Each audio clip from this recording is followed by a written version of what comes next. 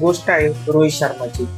जेव्हा India 2022च्या T20 world cup मधून बाहेर गेला होता, तेव्हा रोहित शर्मा बोलला होता की यार, आपल्याला ना क्रिकेट खेळण्याची पद्धत बदलायला पाहिजे.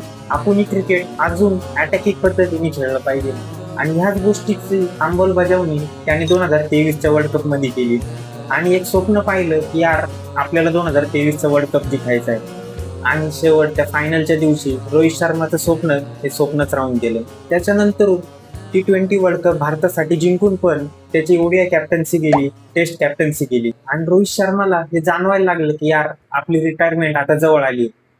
पण त्याने रिटायरमेंटचा विचार न करता 2027 वर्ल्ड कप कसा खेळता येईल याचा विचार केला. जसा रोहित शर्माचा कमबॅक झाला, आपल्याला तो जुनावाला रोहित शर्मा दिसायला लागला. पहिला डिफेन्स करणार, त्याच्यानंतर अटॅक करणार.